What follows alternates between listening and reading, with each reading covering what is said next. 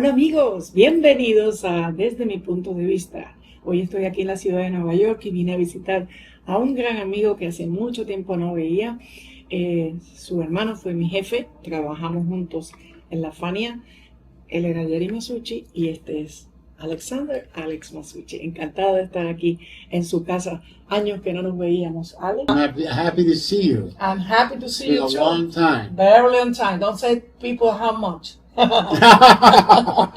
Listen, in all of these years that you've been out of the picture from what happened with the Fania Records and all of that, I understand that you continue your career doing productions, that you have your company. So tell us about that, please. Well, I've been working on a film that's called The True Blunt Masters. It's a hip-hop kind of Cheech and Chong meet Death Row Records. And, it started in I was recording these kids who smoked a lot of weed. And it turned out all their songs were about weed. And they were very funny guys. So we kind of wrote a movie about kind of the Wizard of Oz. Where they get this weed from the Obi-Wan Kenobi of herb, and he tells them it's very strong and not to smoke it all at one session. But of course, being the true blunt masters is the name of it. They smoke it all at once, and then they find they can't get high anymore because they have to go on a quest. And it's a crazy quest. Anyway, it's a wild story. So we'll see if we can get it made. That's nice. So I saw that you was telling me about the story, but you showed me the trailer. Yeah, the trailer. Looks very good. We got a trailer made. Yeah. How did that? It's very funny, the face of the guys with the smoking, all of that. Remember me what you said before, the Chin and Chong movies in those times. Yeah, it's kind of like that. It's a Wizard of Oz, Cheech and Chong, and the heroines are a karate group of lesbian karate instructors from the South Bronx. From the South Bronx. So we'll see what happens. So you're going to start shooting soon? Hopefully. Snoop, if you're listening, I'm ready for you. And before that, I heard that when you finished with Fania, that I think if my mind, it was 1970 something that you left Fania, right? 78. 78. Yeah. So after that, you worked to as a producer with another company, right? With Island Records. With Island Records. And well, I had signed Ricardo Marrero to Via Records. He was an incredible pianist and arranger, and he was a jazz guy, and we're friends today. I would love Ricardo. He's very talented. So Ricardo came up to my office with a guy named Clarence Burke Jr. And Clarence Burke belonged to a group called the Five Stair Steps, which were really the first family of soul before the Jackson Five. They had a lot of hits. Their famous record was Ooh Child. It went, ooh child, things are gonna get easier. And one time when we played Nidem at the Fania in Cannes, in Cannes, we had a special dinner one night with all the people from the record business, and George Harrison was there.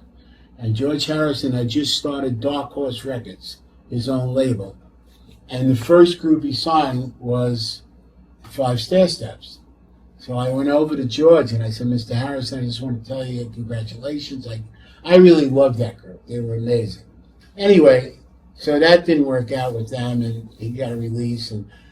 And Clarence had been on Buddha Records with Curtis Mayfield. And so anyway, so Clarence sang me a song, and it went. Boom, boom, boom, boom, boom, boom, boom, boom, boom, boom, boom, boom, waiting on a band. And I thought it was a hit. I really thought it was a hit. So I recorded it, and I brought it to Jerry. And I said, I want to do an American label, and I want to, do this record. And he said, no. So we do Latin records. We don't do that. Go back to work. And when he said that, I thought, this is it. I got to go.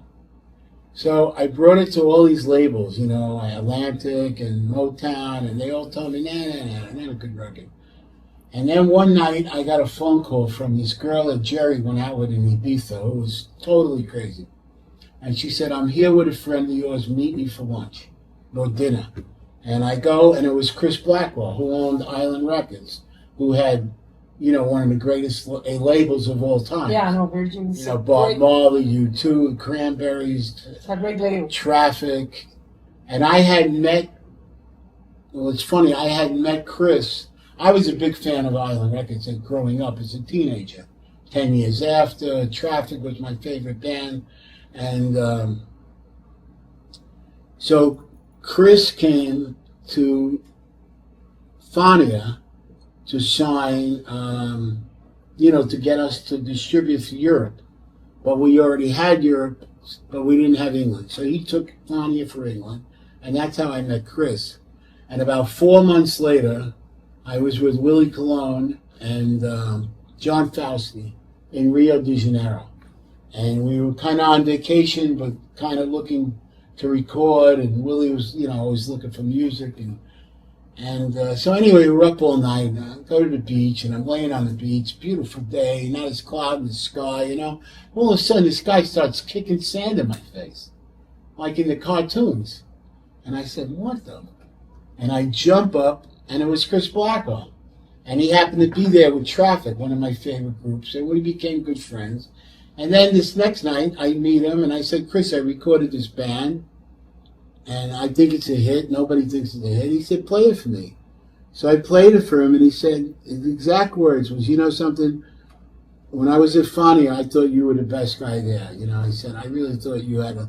So what I'll do with you is I'll sign the band, and I'll give you production on it, and you come to work with me at Island Records. Right. He said, what will Jerry say? I said, it's all right. So, because Jerry had said to me, go find another job, you know. Yeah. So. He told me the same thing one day. Yeah, right? And I knew it. Yeah, so then I said, what would my job be? So Chris said, you would be in charge of special projects and report directly to me. So I said, that sounds good. And he gave me like double the money. So I did it, and then he was just signing with Warner Brothers to put out all his records in America. He had been with A&M with Herb Alpert, but he was going with Warner Brothers, and he gave me a record, and he said, this is the first record coming out on, that was a whole story. First he took me to Jamaica, you know, to meet these people. Oh, yeah. And he wanted me to sing. That's the place to know better than music. Yeah, so he wanted me to work with this group called Inner Circle. Inner Circle had that big hit, but this was years later. Bad boys, what you gonna do? What you gonna do when they come for you? You know that song? Yeah. So that was a big hit. But anyway, he wanted me to work with them. So he brought me to them. They were three fat guys, real fat guys. And, you know, it was like a whole, you know, I had been living in Puerto Rico, you know, casinos, women, clubs, you know. It was action all the time. And he brings me to Jamaica. Jamaica, there's nothing to do at all. 8 o'clock. Everybody's going to all they're doing is smoking weed. Yeah, so anyway, he introduced me to this guy, Jacob the Killer Miller. And Jacob walks in the room, and he's got these long dreads, and he's got his head bent over. And he was very, you know, heavy, stocky guy, young. He was probably, I was 28, he was probably 26. And he's smoking this chalice. And Chris says, Jacob, meet Alex. So they go, Masucci. So the guy says, Masucci, man, pure mafia style, man. so Jacob, he throws his dreads back, and he lets out the smoke, and he disappeared. I couldn't see him at all. You know, I just couldn't see him. And then when the smoke cleared, his eyes were like red. Like, and he looked at me and he said to me, smoke from that chalice and feel no malice, and soon be in the palace with Alice. And I fell on the floor. I couldn't stop laughing. Plus I was high from the smoky glue in my face. So anyway, then I became very tight with Jacob.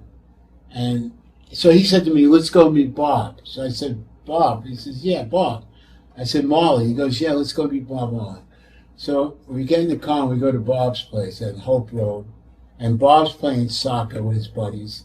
And Jacob goes to the bathroom and Bob sees me. And all of a sudden, like these 5 huge Rastas come over to me. They said, man, you got to leave, man.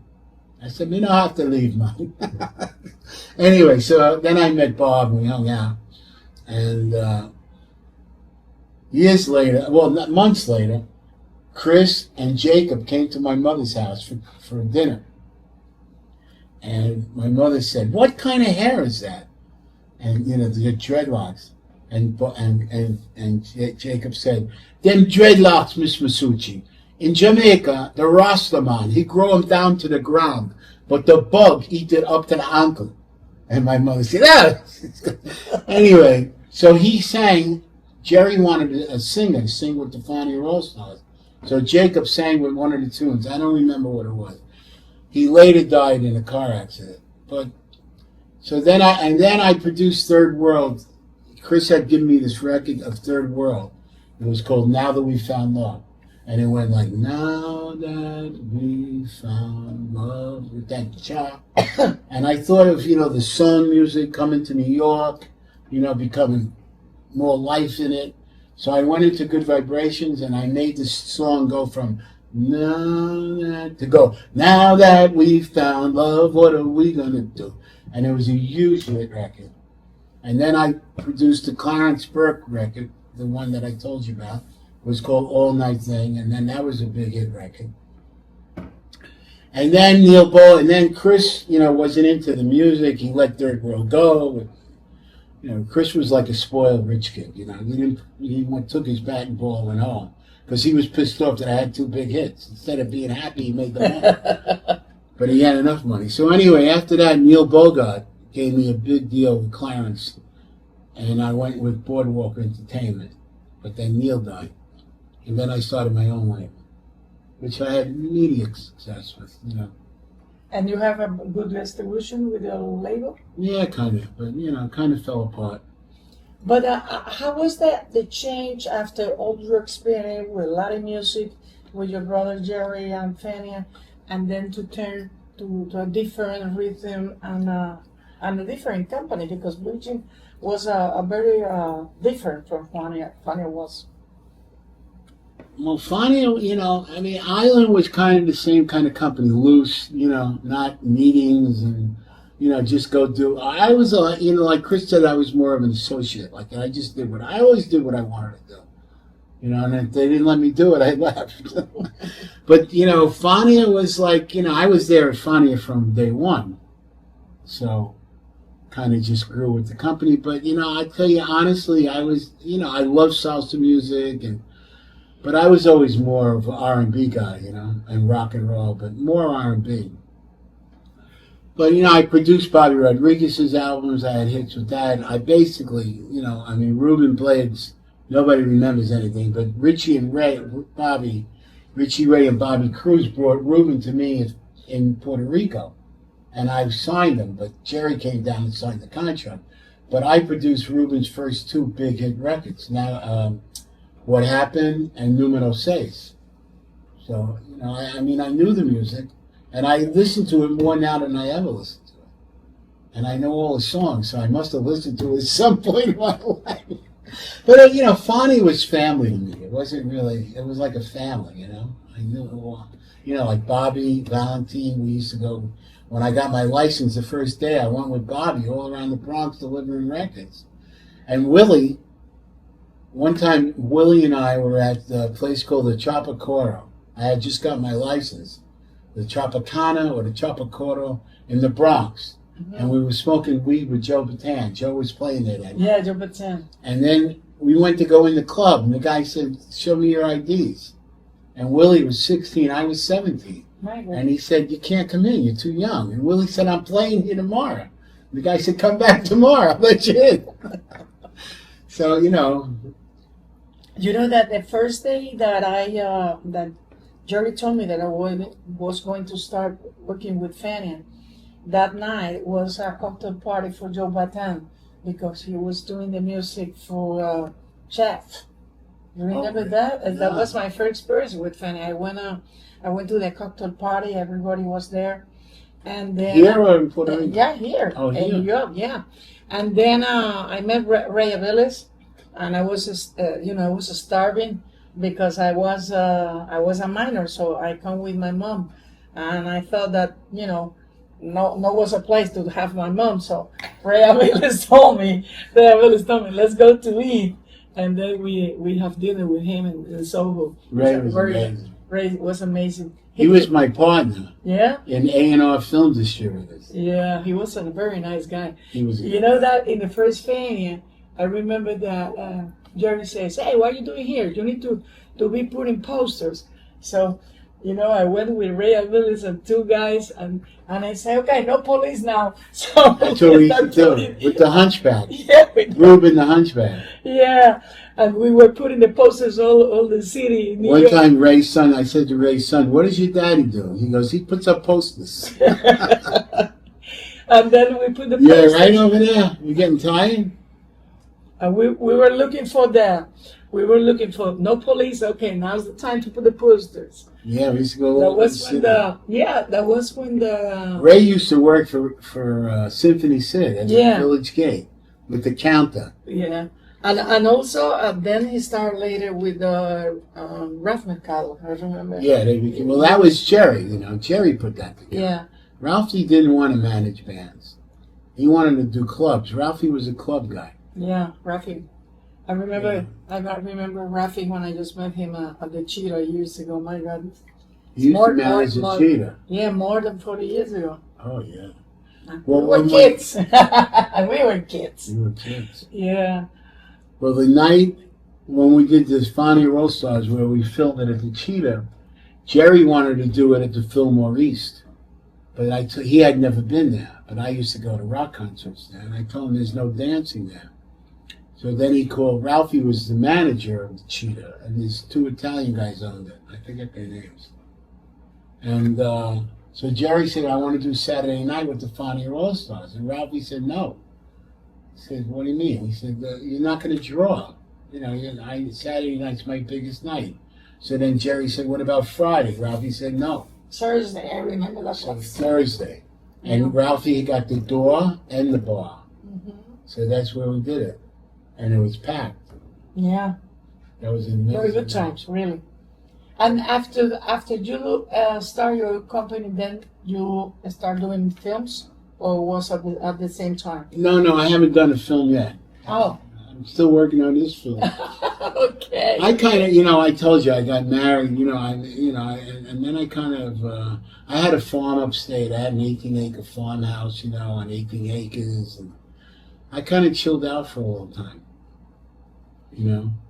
and I raised my daughters because my wife, I was going to ask you why Jerry decided to go to live in Argentina. Well, it was cheaper there, and he was friends with Ricardo Clayman. Yeah, I remember Ricardo. I met this guy one time. I was having dinner in Marbella, and there was a guy with a sash. He said he was the sister of the Queen of Sweden. Yeah. And he said he was really a character. He had a sash and a uniform. He said, "I was just in Argentina." And I said, "You were in Argentina?" I said, "Do you know my friend Ricardo Clayman?" He said, "La Reina." La Reina. La Reina de Argentina. Yeah. So then Jerry got into tennis, which probably killed him, And he belonged to the tennis club in Argentina. And, he lived a good life there. Yeah, it was a very nice place. I met Jerry through Ricardo Clayman because How did you know Ricardo Clayman? Because when I went to Argentina, I was working with How old were you? 12? No, 15. 16. I started. This one started You young. remember Charlie Terrapa and Alberto Of course. Luis? Okay, they told me that Ricardo was looking for someone to help him with a club and everything to introduce Sabu in United States. So Charlie sent me to Argentina. You were 15 years old. Yeah, to meet with Ricardo, and I returned with Ricardo and Sabu to Puerto Rico, and I make a novel names Carmen Mirabal Presenta. It was a fotonovela. And I do it with Sabu and Jolanita Monge. And then Jerry asked Ricardo, hey, who's doing this? And he said, oh, this lady. But he always says this lady. So when he invited me to go to see him in New York, he always thought that I was older. Yeah. So because I have my own magazine. Your parents let you do those? Well, my father, he was. Are you cold? Anybody cold? No. Okay. Oh, no, it's okay. My father gave me the money for make my magazine. So I have my own magazine. Oh, you had a magazine? Sí, a magazine called Carmen Mirabal Presenta. It was a fotonovela. Amazing. And then I make this one with Jolandita and Sabu, was a success, and Jerry asked who I was. That was the reason that I went to see him. And you were a baby. I was a baby. But listen. A gorgeous baby, by the way. Thank you. Let me ask you something else. Some people get, you know that after what happened with Fania, that closed, some people thought that was in bankruptcy. And I always, when people ask me, I say, no, he never went bankruptcy. No. He just decided to sell. That's it. So. Well, you know what happened? I don't know. What happened was business was bad then because it was 1980, that the oil was going way up and kids weren't buying records because they were playing video games, and it was kind of a dying, and he was it was a big change in the industry. He was tired of dealing with all these people, and I had left. I mean, people don't know what I did there, but I did a lot. So then it was all on him, and he got tired, and then I think Johnny was getting a divorce too from Mona, and he didn't want to get involved with that, and so he decided to just sell it. But is that when he sold it though, in 1980, or was it? I think that was in 1980 because I remember that he started doing movies too. Oh, he was doing movies before. Yeah, he was started doing movies. He movies. Did that Last Fight. The Last Fight, yeah, with Ruben and. Yeah. Yeah. That was kind of a disaster. See, he lost a lot of money, but he also makes a lot a few other movies, right? He made another movie called something about it didn't make any money. Yeah. He made some money with All Latin Thing, not a lot, but All Latin Thing blew up Fania. Mm-hmm. That's what really made Fania, so exciting. That movie, put Fania out, Yeah, put it in the worldwide. Worldwide, right? And that movie really did it. And then what was the other movie he made? Something about Vigilante. Yeah, Vigilante. Yeah, that was a flop too, right? That was a flop. Yeah. Well, he didn't really have the connections. And then Last Fight, he let that guy run a football player, take total control of it. Let me ask you something, because it's a lot of people that writes about Fania, and I saw the other day that someone wrote that Jerry started with Pacheco selling records in the trunk of his Cadillac. That was true? Cadillac? No. Yeah. And what nobody had a Cadillac. I know, because you told me that the first time your neighborhood see a Cadillac was Mercedes was Pacheco. Pacheco had an old Mercedes. But it's true that they sold records in the trunk of the car? Yeah, of course. Yeah. Everybody starts selling records. Yeah, but the thing is that when I come to Fania, nobody talks about that. The people ask me, and I don't remember about the story. Tell me about that. Well, when they first started Fania, Jerry had a law office, Bert Parisi and Masucci, whatever. And it was at 305 Broadway, way downtown, on Broadway. And we rented the broom closet. That was Fania Records. So instead of keeping the brooms, we kept the records there. Okay. They used to deliver them to the One Stops, One Stops? And 14th Street was, One Stop, 14th Street, Casa Latina, what's his name in the Bronx, Alegre Records, they had a record store. Yeah, I remember. Al Santiago had a record store. It was various stores, small stores. And so they used to deliver it. And then there was, and then 10th Avenue was a lot of stores, you know. 10th Avenue was record company, Rico Records was a little storefront, and they had a lot of stores there. And basically, so they used to deliver the records out like that by, you know, after work or... That was a stop, like a stop 15. Everybody was... Yeah, like that. But, you know, there were different places. And then when about 15 years old, I used to go... 16 years old, I got a job on Wall Street with my friends. And then Jerry said, what are you doing? Come work with me. So then I said, you know, all right. So I would go from school to 305 Broadway, and then I would take records and take trains and deliver the records on the trains. Then when I turned 17, I got my license, and Joe Pacheco had a place over the Willis Avenue Bridge, and Willie lived right there. And then you just go, I forget the street, you go down the left, and Joe Pacheco had an electrical place where he had like 30 people working. I don't know what they did. And we had the warehouse there. It was filthy. And I used to go up there and get the records and then distribute it with the car. And then I used to steal the records because well, I didn't steal the records, but Polito Vega recorded an album. Polito Vega. He recorded an album for Fania, and it never sold. I know. So I used to go up and take those records and sell them for $1 a piece. And the guy would say, we need other records. I said, no, I can't sell you other records. He said, well, we don't want these anymore. I said, so I used to, you know, make a couple of bucks with Polito's record. and, you know, distribute. There was a big place on 2nd Avenue. There was Allied One Stop. And then this other guy took over, Joe. And he opened the distributor. Then he became later on. We had 2 distributors, Joe Batano. I don't know. He had a big hit record, the Latin Hustler. Remember that record? No. The Latin Hustler, and it was a huge record. And then he went into the record business, and he lost all his money because he thought it was easy. You know, he had one hit. Yeah. And then we had 2 distributors. And then they went with that guy on 10th Avenue. I forget his name. But yeah, we used to deliver them by... Then we had a woman that used to buy... She used to send them to Europe.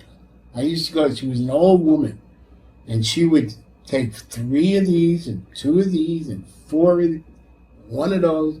And she would go look... And I had to stay there, you know. And she would write them down. It was a trip. But, you know, and then we got a distributor here and a distributor there in Europe. And, you know, it grew very, as Willie once said, it grew very organically. And those times, which was the biggest hits from Fanny? Well, you know, I always thought Willie Colon was the biggest seller. But Jerry told me that Joe Bataan was the biggest seller. Okay. But Joe was reaching American, you know. But they didn't get along. You know, Joe was... One time, I looked at the record, and it said, Gypsy Woman, Joe Bataan. I said, Joe Bataan didn't write this song. He goes, what do you mean? He said, he wrote it. He told me he wrote it. I said, Curtis Mayfield wrote this song. So, you know, Joe was a street guy, you know. And Jerry was a street guy, and then they didn't get along after a while, and Jerry gave him a release. And how was Johnny as a seller in the beginning? Well, you know, Johnny had that huge hit with Al Santiago. The Pachanga, where he sold 100,000 records. So he was established, and people, you know, Johnny's music is always great. You know, I listen to Johnny more now than ever. I met Al Santiago at Machito's house years ago when I was starting with Fania, and I met Al Santiago, and he told me a lot of stories when he was the producer of Pacheco, La Lupe Puente, and some of them. He was the guy. Yeah. You know, he should have had it all, but he was nuts. You know, yeah, he would it was be very difficult. He Yeah. would be schizophrenic now. Yeah. You know. It was very Willie Colon told me a story one time. Al had to go to the DA's office, and he went to Willie's house. He said, put on a tie, here's a briefcase, you're my lawyer. Willie was like 15 years old, and Willie was 15, looked like 12. So, you know, he used to bring donkeys up to the recording studio, but he was brilliant. No, he was brilliant. Brilliant, but he couldn't hold. He had a lot of crazy ideas, but Well, the All Stars was his idea, but of course they were jazz All Stars. I mean, nobody really has original ideas, you know. But Al was, I always bring up Al because Al was, the original guy. He had Eddie, he had Charlie, he had Pacheco, he had Caco. Barreto also, right? I don't know if Barreto was signed to him. Uh, Barreto was signed to Tico, I think. yeah. Barreto had the biggest hit of all of them, El Watusi. That was the biggest hit ever. I mean, I was 15 years old, and we used to have a gang called the Latin Gents, the Italians and the Puerto Ricans, the Latin Gents, and that record was huge. I grew up. I don't remember that. I'm too young. Yeah, I don't. You don't know the song, though? You know the song. No, I know the song after when I went. Yeah, no, that was being played. I don't leave those you used to have ABC. They didn't play Spanish record. They played that every day, banging it out. That was a huge record. And Ray was such a guy that he was ashamed of that record. It was like... but Ray was ashamed about a lot of records that he does because... No. He hates these. When he finished this one, he hated the other one. He was sometimes... He was a character. Yeah, he was a character. I hired him to produce Bobby Rodriguez live at Woodstock, on the bicentennial of America. I had a place in Woodstock, New York, and we were going to record the album live. And so I said, Ray, you produce it. I always loved Ray. He was good to work with. But I really produced it, So anyway, I gave Bobby this song that Ruben wrote. Ruben had played this song, What Happened, Man? I don't know. Me dice que fue borracho. Jose la seda cayó. And I said, you record this live at the club. So he didn't do it. And I went up to him and I said, "You're going to do it the next set?" He goes, "No, we didn't rehearse it." I said, "I told you to do it." No, we can't do it. We don't know it. So when we got back to New York, I booked the studio and I said, "We're going to do it." And Ray said, "No." I said, "What do you mean, no?" He goes, "It wasn't live." I said, "Well, I bring some people and it'll be live." So he quit. Ray walked out. So I did it. Yeah, he was. Yes, that the first interview. And he always talked like that. Wow, it's not live. It's like, all right, Ray. That when I wrote my book, I wrote that the first day that your brother told me the first interview that I need to do was for Ray Barreto. And then I went to see him at the office. He didn't talk. He's wild. Yeah, he was very. And when he talked, he drawed. Yeah, and they said, "Listen, let's do the interview." Well, let me see. And they said, "You know something? Let's do it in Puerto Rico." Then when he goes to Puerto Rico, then I do the interview, and Jerry likes so much. And I always have a joke with your brother because when I start writing, he says, "Hey, listen, you don't have too much information in the newspapers that I want to." And then I said, "Listen, the problem is that none of your people have the green eyes that Camilo Sesto has, and they're not handsome like Camilo, so it takes time, that makes people that think in salsa people." And then he saw a lot of promotion of Barreto, and then he picked up the phone and he called me and said, "Carmen?" "Yes." "Well, after all, you do a good job." And I said, "Oh, thank you." "Yeah, because he don't have green eyes. He don't even talk. And you make a hell of a job." When he talked, he said a lot. Yeah, because he never talks. You talk to Ray and you ask him a question and he said, "Yeah. Double Ray, what do you think?" "Well, let me see." They were like... short and short, and that's it. But I tell you, one day... We were in Puerto Rico. I guess we were there for a show. And we went to pick Ray up in a limo at the airport. And Jerry said, "Alex is coming to work with the company." And Ray said, "Why?"